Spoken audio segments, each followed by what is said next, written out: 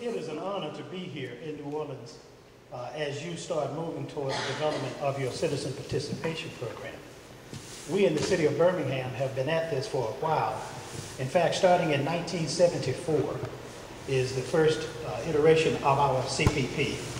And it has undergone some changes from 74, 76, 78, 1980, and finally in 1992 we got it right. And the plan under which we operate now was really established firmly in 1992.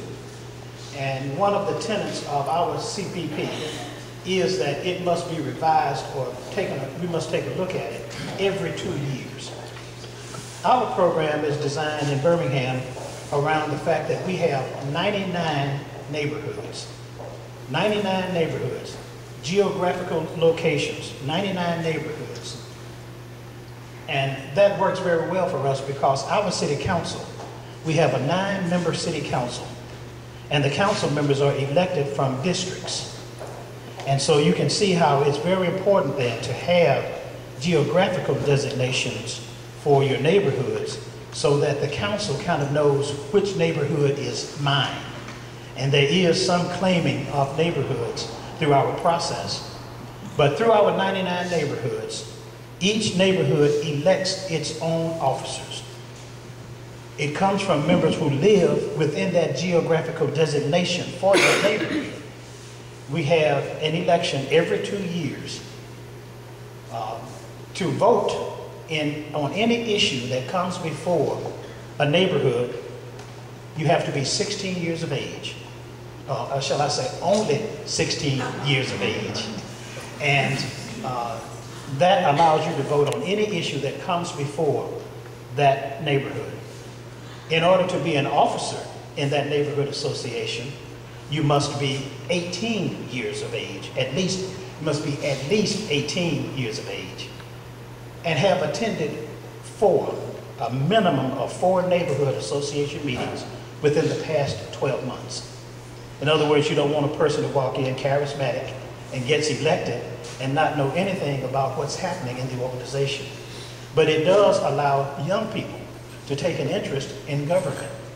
And that's very important because if you are an elected official in Birmingham and you are not threatened by the CPP program, you realize that it is a way to develop leadership. I was a neighborhood vice president first. Then I became that neighborhood's president. And because our 99 neighborhoods would be cumbersome for the council members to deal with them, each neighborhood belongs to a community. Those 99 neighborhoods are subsumed under 23 communities. Some communities range from as little as 3 neighborhoods to as many as 8 neighborhoods in one community. Well, the community advisory board is made up of the 3 elected officials of that neighborhood that come into the community. And the community then elects from the elected officials within that neighborhood, within those neighborhoods, they elect a president. So there's a president of those 23, each 23 community has a president. Well, collectively, those 23 presidents represent the Citizens Advisory Board. The Citizen Advisory Board meets once a month in city council chambers, and they discuss areas that are common to those 23 communities. And the sole purpose of our CPP is for those individuals to be advisors to the mayor and council. They serve strictly an advisory role. They have no legislative authority, strictly an advisory role.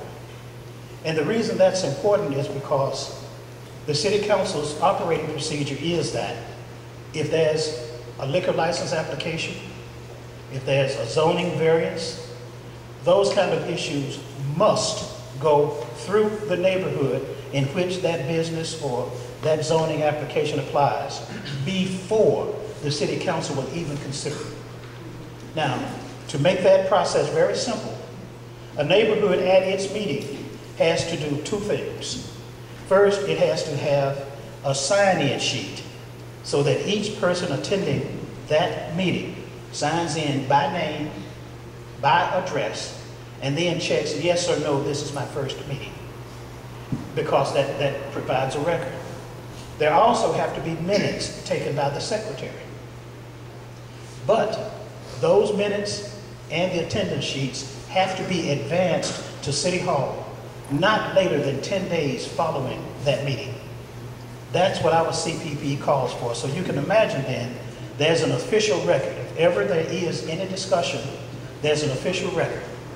Most of the time when our council looks at a liquor license or a zoning application, the first question that comes up is, has it been to the neighborhoods? And someone, usually the director of our Office of Community Development, will indicate yes, or the chairperson of that committee on the council will indicate yes, and the vote was thus and so. Just because a neighborhood voted for something or against something doesn't mean that that becomes dicta. Oftentimes the council has to take into considerations the ambit of its total knowledge to vote on that particular issue. So sometimes the neighborhood might vote yes for a liquor license and the city council votes no. Or the neighborhood might vote no for a liquor license or a zoning and the city council votes yes. But the neighborhood understands that it has been heard. And that's very, very important, that it feels that it has been heard. Our CP has been in existence for so long that business owners or potential business owners understand the process. And they don't view it as an onerous burden to them to go to a neighborhood prior to having it advanced to the council. And that works very, very well for us. And that way, you kind of stay in touch. And as I said, it provides a whole series of enlightened individuals. 6 of our 9 council members were neighborhood officers. Wow. 6 of our 9 were neighborhood officers. Just as I was a vice president, a president, a community vice president, then I went to the city council, and then on to mayor. But you can see that it provides a cadre of individuals to come along that are well versed in what's happening in the city. So the CPP is very important. I cannot stress to you enough that I know that in a city such as New Orleans that is trying to do it for the first time, you're going to gore somebody's ox. Okay, just understand that. Someone already has a neighborhood association that feels that power is going to be taken away from them if you start establishing new boundaries and start assigning new responsibilities. But imagine the citizens in those neighborhoods having a feeling that my voice is being heard by those who have to make the decision. In Alabama, by virtue of the Mayor Council Act of 1955, the city council is the governing body of the city. It is the policymaker body for the city. As mayor, then that mayor has to administrate and carry out those things. One last thing I'll say before I turn it over to a city council member with whom I served when I was on the council. The city of Birmingham provides support. You don't just elect officials and then expect them to become, I don't know, by some miracle, able to do what needs to be done. So our CPP calls for once every 2 years when that election is held, that there's a training session for those who have been elected to the leadership positions. Something as simple as Robert's Rules of Order, how to conduct a meeting, is very, very important if you intend to have order and not have chaos through the process. So that happens. In fact, Don Lupo will speak to the fact of one that he had just a few weeks ago, where the room was so crowded people had to stand around the room for a training session. That's how important that is. Lastly, in the city of Birmingham, through the budget, the general fund budget of the city, funding is provided to our neighborhoods, not directly in their pockets. There's an account held at City Hall for that particular neighborhood. And the neighborhood can use those funds as it sees fit. Now, that doesn't in any way negate the responsibility of the city to do what it's supposed to do. Police, fire, garbage pickup, those kinds of things, parks and recreation still go on. But what the neighborhoods are allowed to do is to embellish that which the city does. For instance, when I was mayor, the neighborhoods received $10,000 a year in the general fund budget. So every year, $990,000 was in the budget, and the council approved that. There was one stipulation. The stipulation was that the neighborhoods had to spend 70% of their funding on capital projects. A capital project is defined as something that lasts 10 years or more. And the neighborhoods could bankroll that funding. They didn't have to spend that $7,000 each year on a capital project. They might want to save it because some wanted to embellish a neighborhood park with swings or whatever. And some of our neighborhood officers will speak to some of the things that they have done with those funding. The other 30% could be used at their discretion, such as Get to Know Your Neighbor Day, where there would be some kind of function. They might purchase t-shirts or whatever.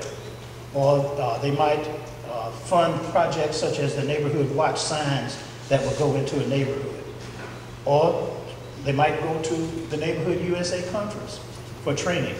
But that 30% could be used at the neighborhood's discretion, but the 70% had to be used for capital projects. Since I left office, that amount has been reduced that the neighborhoods receive, but that 70-30 standard is still applied. And so it really works. And the citizens then feel empowered. They feel that they have a voice, not heard exactly as they echo it every time, but at least there's a formal process. And business people understand that they work with the neighborhood associations in order to achieve their ends. It works beautifully.